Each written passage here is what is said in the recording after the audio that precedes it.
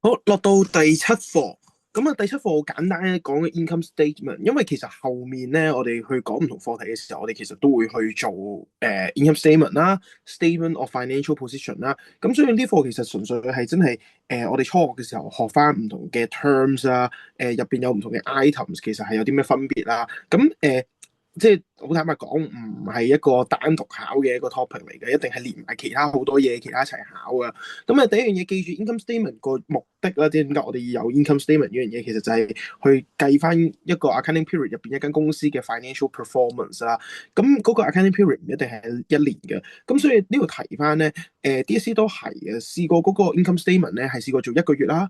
試過係做3個月啦，亦都試過係做9個月嘅 income statement 嘅，咁一年嗰啲更加唔使講啦。即係其實你一定要睇清楚題目，要你做緊嗰個 income statement 係幾耐嘅，因為你嗰啲 expense 咧，譬如嗰個例，如果係要你做3個月嘅 income statement，咁你嗰啲 expense 就好多時佢可能會俾個 monthly 嗰個數你唔好乘12咯，即係你一定係乘3咯，你要計3個月咯，即係呢啲位要留意翻啦。咁有一啲 terms 咧要識㗎，包括 net sales、net purchase 呢啲其實係我哋去計嗰個。之後我哋會學計嗰個 accounting ratio 噶嘛，咁入邊會要用到呢啲去計嘅。咁其實簡單嚟講就係你今年賣貨買貨，其實你除咗 sales purchase 之外，你有其他嘢要計落去噶嘛。因為例如你好簡單退貨個邏輯就係你嗰啲貨唔要啦，你退翻俾人，咁你咪要扣翻個 return invoice 出嚟咯，或者扣翻個 return invoice 出嚟咯，即係呢一啲要知嘅。好，咁啊 cost of goods sold 就係我哋去計嗰個誒 gross profit 計個 net profit 嘅時候，我哋需要用到嘅嗰個成本啦。咁點解唔係就咁 purchase 呢？個邏輯就好簡單，因為你買嘅貨同賣嘅貨嘅數量未必對等噶嘛。你買貨好多時都會買多過你預計賣嘅嗰個數噶嘛。即係可能你預計今年會賣1萬件貨，咁可能你買嘅時候你會入12000件，你會買多少少，等公司有啲存貨係去做一個周轉嘅。咁所以會有 closing inventory、opening inventory 啲概念，我哋要處理埋，我哋先計到個 cost of goods sold 啦。咁有一個咧叫 cost of goods available for sale，就係呢一個 terms 咧係右手邊呢個，其實係後面我哋學 inventory valuation 嗰課咧，我哋好常會用到嘅一個名嚟嘅，就係其實係我哋計今年你其實有幾多貨係可以攞去賣，而呢個數咧其實係我哋好多時就會去攞去最終咧去計 inventory 嘅成本。我哋去計 inventory 嘅成本嘅時候咧，我哋好多時就會用呢一個數字去計啦。OK，係啦，咁啊，其實就係上年加今年嘅貨咯，即係你上年嘅貨係 opening inventory 啦。OK，咁今年就係 purchase 加 carriage，因為減 return service 啦，就係咁。好，咁啊，gross profit、net profit 呢個唔特別多講啦。咁我想提多一樣嘢就係咧，我哋呢度呢啲 terms 咧，其實全部都係因為我哋學緊嗰啲叫 trading company 啦，咁我哋就會咁樣去計啦。咁但係其實 DSE 曾經有一次咧係試過考一啲 service company 嘅 statement 點樣做嘅。咁嗰一種咧其實就唔會有 inventory 呢樣嘢，因為如果你間公司係提供服務去賺錢咧，其實你就唔會有貨物呢個概念。咁就好簡單，你 revenue 減 expense 直接計個 net profit 就 OK。咁呢個你做 past paper 嘅時候你會做到噶啦。咁你就唔會有 purchase 唔會有 sales 呢啲嘅，就 revenue 減 expense 咯。好，咁啊，逐樣逐樣嘢好快講翻啦。咁記住 carriage invoice、carriage hours 咧，兩個都係公司嘅 expenses 嚟嘅。嗱，講多次啊，兩個都係公司嘅 expenses，無論 carriage in 定 carriage out。咁有啲同學成日都會話，佢一開始會分唔到，佢會有一啲誤解係咩咧？佢會覺得 carriage invoice 咧係人哋俾嘅運費，carriage hours 係我哋俾嘅運費。我想講第一樣嘢。我哋入得落公司嘅 expense 咧，所有嗰啲 expense 一定係都係公司俾嘅。你 get 我意思？我而家做緊公司嘅會計記錄，咁所有 expense 都一定係公司俾。咁所以無論 carriage invoice、carriage hours 都係解運費，都係講緊公司要俾嘅運費。咁個分別係咩咧？一個係從個 supplier 嗰度運貨入嚟嘅，另一個就係我哋將啲貨運俾個 customer。簡單嚟講，一個係我哋買貨嘅運費。另一個咧就係我哋調翻轉賣貨嘅運費。OK，咁所以其實純粹都係公司俾嘅 expense 都係運費，只不過一個係我買貨嘅運費，另一個就係我賣貨出去嘅運費。咁你記住唔一定兩樣公司都有嘅，所以你唔好問嗰啲問題就係咩咧？有啲同學會問點解又買貨又要俾運費，賣貨又要俾運費？咁我哋學咗唔一定間公司兩樣嘢都有噶嘛，可以兩樣嘢都冇噶嘛。OK，咁純粹你要識呢個世界有呢兩樣嘢係啦，唔代表一定有嘅。咁記住咧，因為 carriage interest 係買貨嘅運費，所以其實我哋係喺計嘅時候咧，其實我哋最終喺 income statement 咧，我哋係會將佢擺到個 cost of goods sold，而 carriage interest 就會擺喺一啲 other expense 嘅，就係 other expense 我冇 OK，即係當係公司嘅 operating expense 去做嘅。OK，咁即係行呢度。好，咁另一個咧要留意嘅就係 return invoice 同 return hours 啊。我想特別去講少少關於個 double entry 上面嘅嘢啊。第一樣嘢 return invoice 同 return hours 就係人哋退貨俾我哋，同我哋退貨俾人啦。咁所以一個牽涉到就係個 customer 退貨俾我哋，另一個牽涉到就係我哋退貨俾個 supplier。OK，好我哋咧去做 income statement 嘅時候咧，我哋會將 return invoice 咧，因為係個客退翻俾我哋，即係個客唔要啊嘛，我哋就會從個 sales 嗰度減翻出嚟。return hours 就倒翻轉喺個 purchase 度減翻出去，因為我哋買咗貨，我哋唔要，我哋退翻俾人啊嘛。我想講咧。嗱，return invoice 第一樣嘢喺個性質上面咧，我哋唔會將佢當係 expense 或者 revenue，我哋只會係話當公司有 return invoice 嘅時候，其實係會令到公司最終嗰個 net sales 係會少咗，其實佢就會最終令到公司嘅 revenue 少咗。當呢一樣嘢令到 revenue 少咗，其實佢最終咪會令到公司嘅 profit 少咗咯。咁所以咧，其實佢最終對於間公司最終嗰個 accounting equation 嘅影響，其實就會令到公司 capital 少咗。呢個就係個 return invoice 啊。咁但係因為咧，我哋其實做 double entry 咧，呢一度雖然我哋講佢會令到個 sales 少咗啦，但係其實我唔會真係實際上喺個 sales account 嗰度去扣翻出嚟噶嘛。我係會獨立地開一個叫 return invoice 嘅 account 去做噶嘛。所以咧，當我哋去做嘅時候，其實我哋永遠就係諗，我哋人哋退翻貨俾我哋咪要喺 customer account 嗰度扣翻出嚟咯。所以我哋一定係先 credit 個 trade receivables。咁你嘅記住，我哋係唔會直接喺個 sales 嗰度扣嘅。咁所以我哋 debit side 咧係唔會扣個 sales 嘅，我哋係會獨立地開一個咧叫做 returns invoice 嘅 account 去入翻。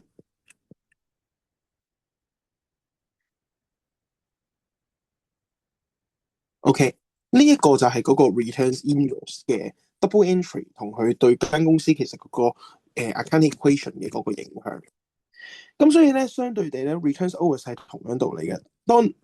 當你產生咗 returns hours 嘅時候，其實就會令到公司嘅 purchase 少咗。當然我唔會直接去個 purchase 度扣啦。purchase 少咗就會令到公司嘅 expense 少咗，expense 少咗就會令到公司嘅 profit 多咗。所以佢最終對於間公司嚟講嘅影響咧，就係佢會令到公司嘅 capital 多咗。咁我相信呢個應該唔係特別難嘅啫，即係理論上你應該要明嘅，好簡單。咁所以我哋做 double entry 嘅時候，我哋都係唔會直接喺個 purchase 度扣嘅。咁我哋咧會扣咩咧？我哋就會扣個 trade payables，因為係我哋爭人錢少咗嘛。本身我哋買貨會入 trade payables，咁而家我哋咪要扣翻就個 trade payables。咁另一邊我哋又係一樣，我哋唔會直接喺個 purchase 度扣，我哋就會 credit 個 returns hours。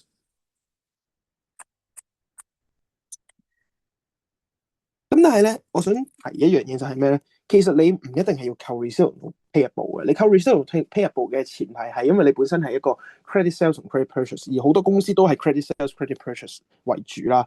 咁但係如果你係 cash sales、cash purchase 咧，其實你退貨嗰刻咧，你係可以退 cash 或者係 bank 嘅。即係你 get 我意思嗬？其實你係可以退錢噶嘛。即係正如我退翻貨俾人，如果我一開始買嘅時候我已經俾咗錢，咁人哋咪要退翻錢俾我咯。即係個邏輯係咁嘅，其實係可以退錢。如果退錢嘅嗰種咧，我哋就唔會入落個 return invoice 或者 return hours journal，我哋會入落個 cash。OK，好，啱啱都講咗呢啲 terms，咁呢啲唔重複再講啦。咁啊 template 嗰度要可以睇翻啦，即係我哋其實應該理論上係三個 dollar sign，我哋會將 net purchase 即係 opening inventory carriage net purchase 嗰三樣嘢 purchase。carriage invoice、returns hours 嗰三樣嘢咧，放喺最左邊個 dollar sign 嘅，即係啲理論上係咁。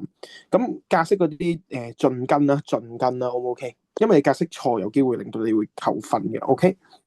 好，咁冇乜特別記得你唔好喺 gross profit 嗰度畫兩畫。有啲同學咧好習慣亂咁嚟啲格式，最尾我哋計到最尾嘅答案先畫兩畫。如果你 gross profit 度畫咗兩畫咧，人哋就會當你喺呢一個位已經做完啦，咁佢下面就唔改噶啦。所以你一定要最尾呢度先畫兩畫，好唔 OK？好。格式上面一定要跟啊，OK，一定要跟啊！你唔知幾時你冇跟到咧，你會可能成題冇晒分或者半題冇晒分嘅，即係呢啲係可以好嚴重噶，OK。好，咁啊呢啲可以自己慢慢再睇啦。咁最後一樣嘢咧，想講個 closing entries。個 closing entries 咧，我哋先講後面，就係咧，其實我哋咧account 入邊有唔同嘅分類啦，其中一類咧，我哋就會叫做 personal account versus impersonal account， 就係人名帳同唔係人名帳啦。即係你有邊啲會用人名咧 ？receivable 同 payables 我哋就會用人名，所以我哋所有 debtors、creditors account 我哋就會叫 personal account， 其他嗰啲我哋就叫 impersonal account。sorry。咁另一種分類咧係好重要嘅，因為 DSE 係好常會問嘅，就係咩咧？Real account 同 nominal account 呢個其實就係咩咧？我哋年尾真係做到 step 5嗰步，我哋做 closing entries 啊，會唔會將嗰個數帶落下一年？即係佢最終會唔會有 balance carry down 帶落下一年？嗱，所有 account 咧都可以寫 balance carry down 嘅，視乎係咩情況。如果我而家係純粹我要計個餘額做 trial balance，咁你所有 account 都可以做 carry down。但係我呢度講緊嘅咧係，你真係去到做 closing entries，你年尾啦，做完晒所有嘢啦，你要準備去做你嘅 income statement，你要埋數啦。你唔係所有 account 都會 carry down 噶嘛？例如你 expenses revenues，其實你係會入落個 profit and loss 噶嘛？OK，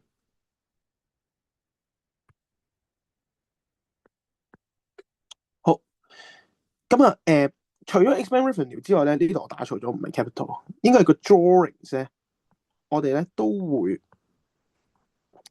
當係 nominal account，因為 drawings 咧都唔會 carry down 大落去下一年 drawings 咧我哋係會擺落個 capital，OK，就係咁。好，咁呢啲咧我哋就係每年年尾咧，我哋係會將嗰個 balance close off 嘅，OK。好，呢度打錯咗啊，記住呢度幫我改翻啦。好，咁所以咧其實個 closing entry 就係講緊唔同 account 咧喺年尾嘅時候要做啲咩。咁我哋呢度集中就想講所有 expense revenue 咧，其實我哋咧係會去擺落一個叫 profit and loss account 嗰度咧，我哋去計翻間公司究竟今年係 net profit，抑或係 net loss。OK， 好，咁我哋revenue 咧減加噶嘛，所以我哋每年年尾咧就會將所有 revenue 做個 debit entry， 我哋會喺左手邊嗰度咧 debit 嗰個 revenue 入翻落個 profit and loss。調翻轉 expense 左加右減，我哋就會 credit 個 expense，credit 個 expense， 我哋就會擺翻喺個 profit and loss 左手邊，呢個就叫 closing entries。咁所以最終咧，你個 profit and loss 咧就會係呢一邊咧會係 revenue， 呢一邊會係 expense。咁我哋咧就會將兩邊相減，睇下究竟間公司今年賺嘅錢多啲定係俾嘅 expense 多啲。如果你發覺好似呢度 revenue 右邊大過左邊嘅時候咧，其實就係代表間公司 net profit 啊嘛。我哋最終就會將嗰個 net profit 咧再擺翻落去個 capital account。呢一度咧就係做緊將嗰個 net profit 計完出嚟，透過個 profit and loss account 計完出嚟，擺翻落個 capital。呢個就係 sole proprietorship 嘅 closing entries，O 唔 OK？咁基本上咧，無論你係乜嘢類型公司咧，你都係要做呢個擺落 profit and loss 嘅過程。只不過我哋獨自經營就會直接擺落 capital 啦，就好似呢度咁樣。但係我哋之後會學 partnership、limited company 嗰啲就唔係直接擺落 capital，我哋會有其他嘅做法咁解。咁但係你將 expense revenue 擺落 profit and loss 呢一步咧，其實係一樣嘅。所有公司嘅類型都係一樣咁樣做嘅。就算你嘅 service company，你都係一定要咁樣做嘅。O 唔 OK？好，咁就係咁樣。咁至於個 capital 點樣做咧，我哋會喺下一課嘅時候咧，我哋會再去講。O 唔 OK？好，咁啊，real account、nominal account 嗰度咧 ，DSE 係曾經考過分類嘅，咁所以咧好多時都係會要你用翻上面嘅一啲嘅 transactions 去做翻個分類啦。例如呢度直接講埋啦，譬如呢一年14年呢一年咧，OK，咁佢要你先分咗 books of origin entry 嘅，咁佢好簡單，你賣玩具噶嘛呢間公司，咁所以你賣咗玩具呢一度咧，其實 on credit 啦，咁其實咪 sales journal 咯，OK。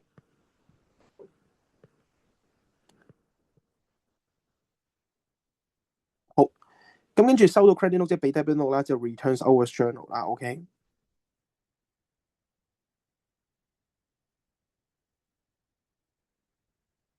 喂，我想講記得唔好串錯字，特別咧呢一條咧，佢冇俾個名你咧，咁都係一樣唔好串錯啊。所以其實基本上你背咗噶啦，其實好，跟住用 auto pay，auto pay 即係用銀行俾錢啦，呢個都教過噶啦。用銀行俾錢，其實你俾乜嘢都係一樣噶，咁你都係一樣係 cash book。咁呢個係 books of foreign entry，咁但係其實實際上咧呢一度係有 double entries 咁啊，每一個階段你都會 double entries。咁 boy part real account normal account 就係從個 double entries 你用嘅 T account 嗰度去分翻邊啲係 real 邊啲 nominal。你用第一個已經諗到噶啦，譬如你第一個你會係 sales 同 trade receivables 噶嘛，因為你買貨啊嘛。咁 sales 係 revenue 唔係 nominal account 咯。trade receivables 係 assets 嚟噶嘛，咁係 real account 咯。O 唔 OK？